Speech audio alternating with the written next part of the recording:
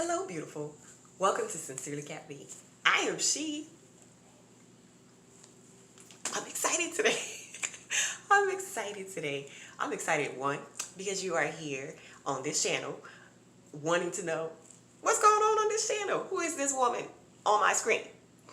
That's one. Two, I just want to welcome you. Welcome here. I am not new to YouTube, but I am new to this channel. So on this channel, I inspire you. We talk about womanhood. We talk about healing. I help you to uncover your childhood trauma. I help you with self-image.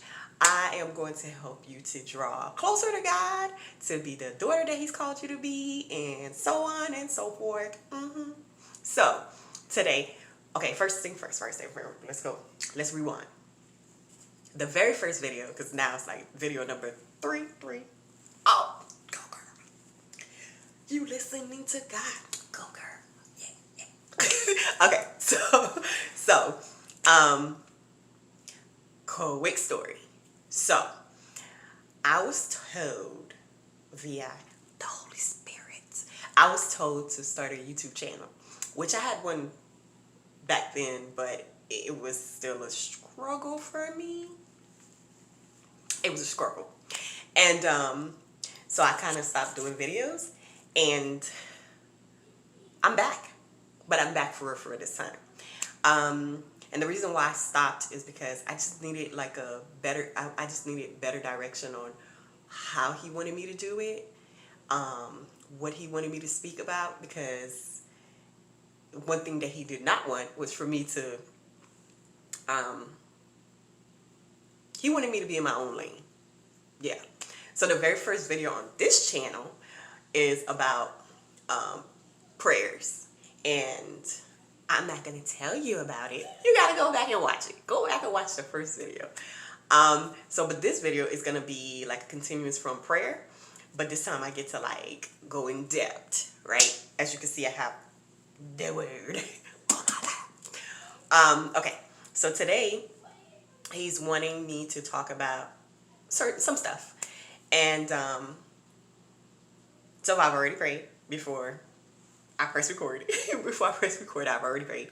So I just hope that anything that is coming out of my mouth, that it is a seed that is going to be planted, and hopefully you water it and get the help that you need from it. So I got a quick story. One day, it's a testimony, but it's a quick story. One day, so I lived in Miami. I'm telling my affairs. One day, so I lived in Miami. One day, my old friend, my ex-friend, we decided to get a place together, like an apartment.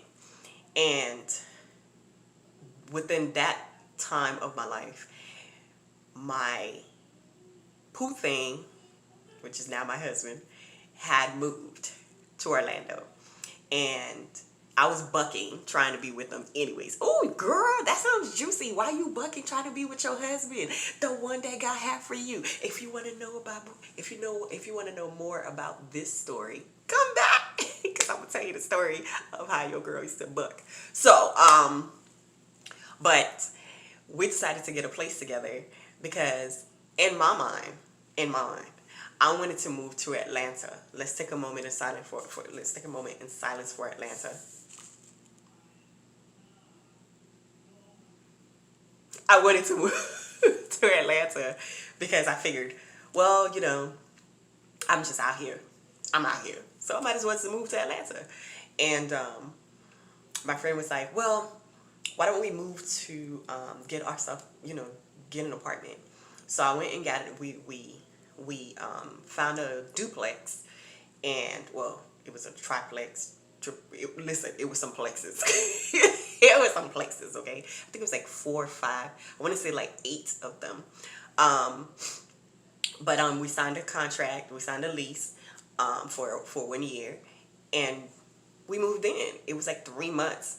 I was just getting bothered all of the time. Like my job was literally like 5 minutes away. I could walk to work. Well, actually, I walked to work because it was just that close. Um, I'm like getting stuff decorated because I love decorating the house. I love anything dealing with decors, with fashion, with hair, all of it. Okay. Um, so I'm getting things decorated. I done striped up the wall with paint, just making things look good, settling in. But it was something in my heart of heart that was telling me that I felt like I needed to move. Like I needed to move to Georgia, that I kept saying I needed to move to ATL. I just needed to move. But I don't know nobody in Georgia. I know no one in Georgia. Okay? And but I just kept wanting to move. I just felt like unease no matter how many furniture that I would try to purchase. It was just like I was still like not wanting. It's like I felt unsettled. And one day my friend was like, oh, let's just go visit Orlando, which then I would have to see my poo thing. My poo thing. And I was like, I don't know. I don't think I want to go. And then I was like, well, I mean, I guess.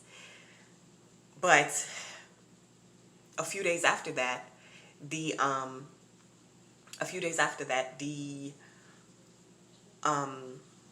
landlord came with the lease, and he was like, hey, I sold the property. Y'all got to move out. And I was just like, what? What you mean by we got to move out? Like, we signed a lease for 12 months. And he was like, y'all got to move out. Y'all signed a lease for month to month. We were like, we would never sign a lease month to month. I mean, where were we going to, like, literally, where we, if we did sign a lease for month to month, after the month ended, where were we going to stay? We had nowhere to stay. So he lied, basically, and forged our signature. And follow the story now. Follow the story. So he forged our signature, and I was just like, I'm back to like square zero. Like, where am I going to stay? And so, a little backstory from this story. I used to always come to Orlando with my family, and I hated Orlando. I hated Orlando. It was so many trees. I'm from Miami. Like, it was so many trees in Orlando. Every corner was tree. Every corners was trees. Every corners. Okay, it was just for like old people. Like, that's what I felt. I mean, besides Disney, it was just Orlando was not for me. Atlanta looked more like around my way of life. And so I came to Orlando, and it's literally as soon as I saw like the sign that says "Welcome to Orlando," I just felt so unease. Just I'm ready to go back to wherever.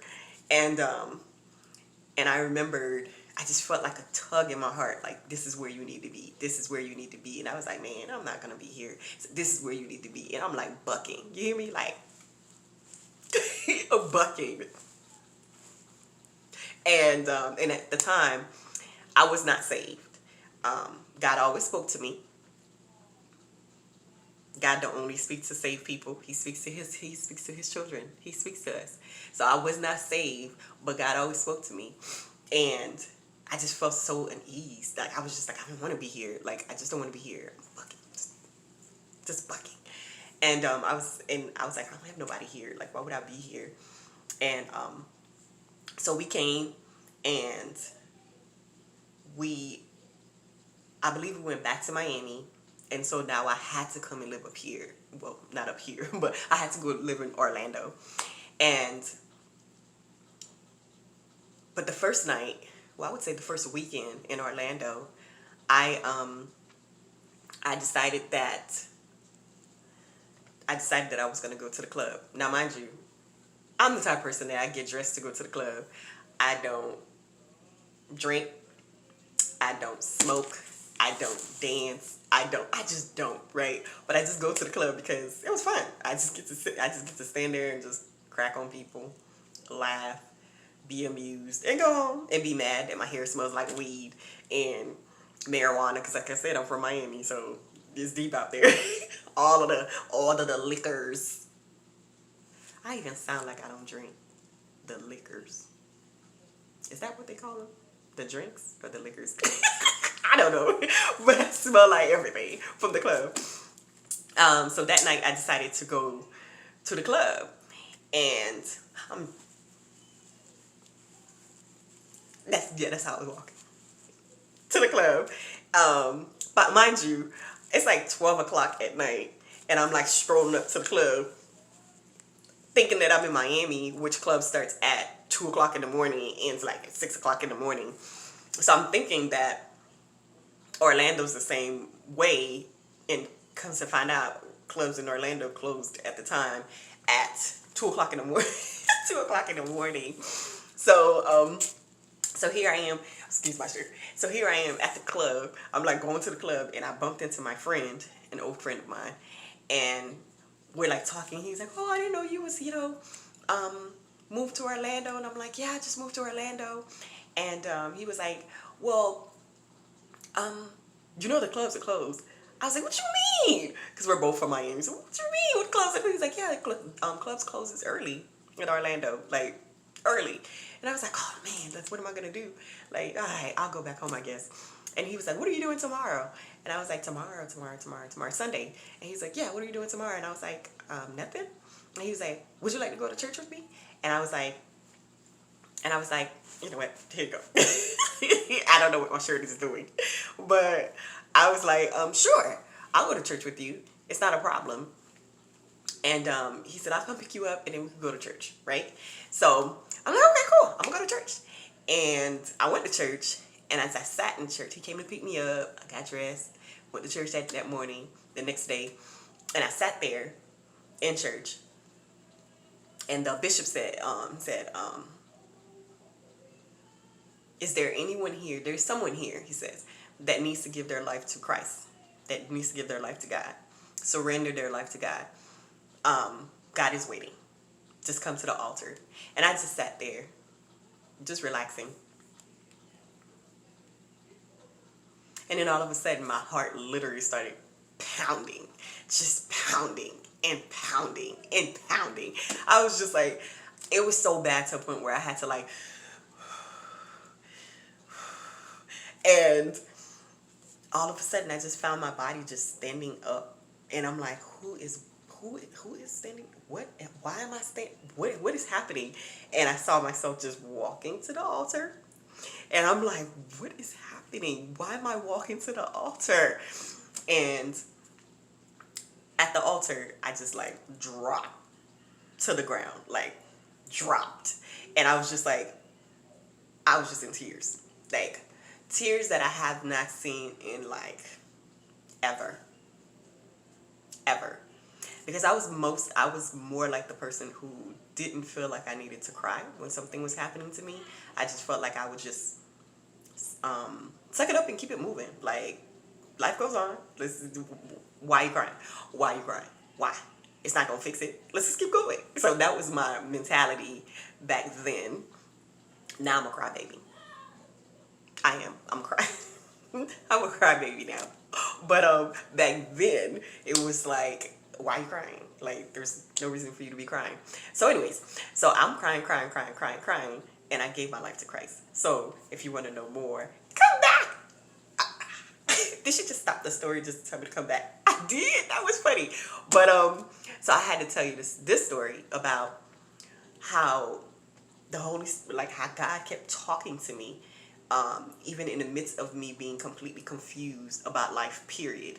He was just talking to me and just nudging me and something. And no matter how much I pushed it, he just kept on pushing me. And he was pushing me towards a,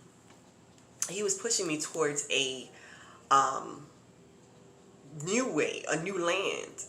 Literally a new land, a new territory, a new season, but I had to say yes. So I said yes by coming. Now, I'm not gonna lie, in my heart I was just like, "Why I'm here? Why am I here?" But I said yes. I'm gonna let that sink in. Because there are some of you who are watching, God told you to, or somebody at the church, or a prophet, an apostle, or whomever, an event, somebody that God used, a baby, a billboard, a commercial, something on Instagram, that he keeps telling you, I need you to move. What I have for you is not here, it's over there. What I have for you is not here, it's over there. What I have for you is not here, it's over there. Over there, over there. That's where it's at. It's not here. It's not in this comfortable space. It's not in this space that you created for yourself for a long time that you're so comfortable in. It's not in this bubble that you created for yourself. It's not here, it's over there. So as soon as we pop this bubble, then we're able to take you and bring you over there. Some people, you would literally have to move to a different state, to a different country, to a different continent. You literally would have to move. But there's something that God has for you over there. Over there. Over there. Okay, all right, let me stop. Over there, far, far away, in the land of far, far away, he has something for you. Just like his children had to leave. They had to leave Egypt to go. Yes, that's what I'm going to call them, his children. They had to leave Egypt to go over there into the promised land. He promised it. Why he didn't put the promised land? Why he didn't create? He's God. Why he didn't create a promised land within Egypt? Think about that. Why he didn't? Why he did not? Why he didn't? Why did you have to leave Egypt to go over here to the promised land? And even to get there, there was so many things that had to be shed. There's so many things. We're gonna talk about that in another episode. But there's so many things that had to be shed before you get there. But you still had to leave here and go there. So for some of you ladies who are listening and hopefully taking in what I'm saying, you could be somewhere right now and God is saying to you, I needed you to move over there. You need to move. You need to move from this house. You need to move from this apartment. You need to move from this situation. You need to move from this state. You need to move from this continent. You need to move. You need to move. Because the blessings that I have for you are not in the U.S. They're in Africa. Or the blessings that I have for you is not in Africa, it's in the U.S. Or the blessings that I have for you, it's not in New York, it's in Florida. You know, it's like he's telling you something, but you're scared because, one, you may not know anyone, just like me. You may not know anyone where he's sending you. You may not even know about the culture or the way people are where he's trying to send you, but he is telling you, go, I got you. Go, I got you. I got you. Because of my obedience, I was saved. I got saved. I got married. I have babies. We have babies. Ministry, friends, spiritual growth, finance, business, because I moved from Egypt, from my Egypt. So, Psalms 119 and 34, it says, this is what I want you to chew on for today. It says, give me understanding and I will obey your instructions, and I will follow them with all of my heart. Not some of my heart, not a little bit of my heart, not a partial of my heart, not a tiny bit of my heart, not I will obey them with my head. I will obey them with my feelings. I will obey them with my inner core. I will obey them with the thought of what's the word? With the thought of flirting with the idea. But it says 34 says 119 Psalms 119 and 34 says, give me understanding, and I will obey your instructions, and I will put them into practice with all of my heart. Not some of my heart, not a partial of my heart, not a piece of my heart, not a none of it. all of my heart, my mind, soul, body, all of my heart, I will obey your instructions. So what is the instructions that he's giving you right now? So this is, remember, we're piggybacking from, we're taking, we're continuing from the first video, which is about prayer. What instructions has he given you? He's been giving you in prayer that you're just ignoring because you fear that you may look weird, that you may look dumb, that you may look foolish to other people, to your family, to yourself. What instructions is he giving you that you are not obeying with all of your heart? I'm talking to you, my beautiful single friend. I'm talking to you. I'm talking to you, my beautiful woman who is married. I'm talking to you. I'm talking to you. Or even if you don't want to get married, I'm talking to you. I'm talking to you. Because this channel is about me inspiring you to be better, a better woman, a better wife, a better single person, just better. Better daughter of the most, of King of all kings. So what instructions is he giving to you today or this season, this time of your life, that you're just refusing to follow? Because you want him to give you all the X, Y, and Z's. To me, it's easier to say yes, especially when you know he's speaking to you, because all of the details will follow. He didn't give me any of the details. Girl, he didn't give me nothing. And I don't think I would be able to hear the instructions anyways, because I was bucket. I was flexing on him. So, but I obeyed. So what instructions are you hearing in prayer that you're not following? It could be something simple. It could be simple as, hey, we tired. We done with this wig.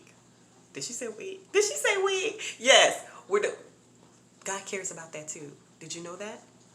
He cares about every part of us, of our being. He cares about. So what if he's saying to you, hey, we're tired of this wig that you keep wearing, that you wore this wig for the past 5 years. Girl, burn that thing. Burn it. Burn it. Oh, hey, I done blessed you with a job. I'm going to need you to buy you a new pair of shoes. Your shoes can't be leaning to the side like this. This don't make no sense. No sense. Or, hey, I done blessed you with a job already. Get you like 2 new shirts. Why are you wearing the same shirts over and over like your daddy is not the owner? He is not the King of all kings and Lord of all lords. Stop it. You are a daughter of the Most High. Act like it. He's saying this to you in prayer. Oh, hey. I'm tired of you talking to me about this dude that don't even belong to you. Let him go. Let him go. And you're like, Lord, I need more confirmations. More confirmations. More. And he's like, confirmation, let him go. But he was tripping Saturday, but Monday he's good now. Let him go.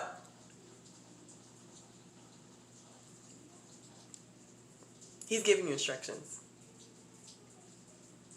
It's either you're ignoring them or you're scared. Or you're just not hearing him altogether because you're going into prayer with selfish thoughts. Selfish behavior, which all of us have done more than we need to do. But recognize where you are falling short and repent. Pick yourself back up. Let's do this. Okay? So on this channel, I like to say freedom looks good on you. It does. Freedom looks good on everybody. It looks good on you. It looks good on you. My question for you would be, do you want it? Do you want it? Do you want it? It looks good on you. It does. So, I have a few house announcements. If you're wanting to see this outfit right here, if you're wanting to see it, head on over to my Instagram, which is Sincerely Cat V, same name on the bottom. And if you would like to follow this channel, where we kind of like just chew on things. We this channel is for me to inspire you to just chew on some stuff. It's not a fluff type of channel. It's not a fluff channel. We need to do some work, ladies. We need to own up to some stuff. So, if you like this, what you're hearing, just press the subscribe button, and also press the notification bell, because I don't know when I'm gonna come on. Because I don't know if you read from my banner, it says God led, so I don't know when the Holy Spirit got something to say. But if He does, I'm gonna pop on and say hello, pop in and say hello, pop right back out. So press the bell, subscribe, and leave me comments. I would love to hear your thoughts. I would love to hear, what is God telling you in this season? And how can I even join you in prayer? So, before I leave, like I said, freedom looks good on you, but let me just go ahead and sprinkle a little something on you before I leave. So I want to say, Lord, I thank you for this word. I thank you that you are using me as a vessel to bring forth the word to your daughters. And Lord, I thank you that whatever word that was placed in my mouth that comes out of my mouth, Lord, I pray that it will fall on great ground, and that this very beautiful person who is listening will start watering that word. And Lord, I pray that you will give them instructions, you will give them directions, and that they would understand what you're saying, and they will receive it with all of their hearts and go forth in whatever that you're calling them to do. And Lord, I pray that you will give them strength to do it. And Lord, even when people around them, or even within their own thoughts, if they are feeling like silly, or they're feeling weird for doing what you're calling them to do, that they will still go forth in it in complete obedience, in Jesus' name. So beautiful. Until next time, I commend you to have a great day today. Commend yourself to have a great day. All right? Bye, beautiful.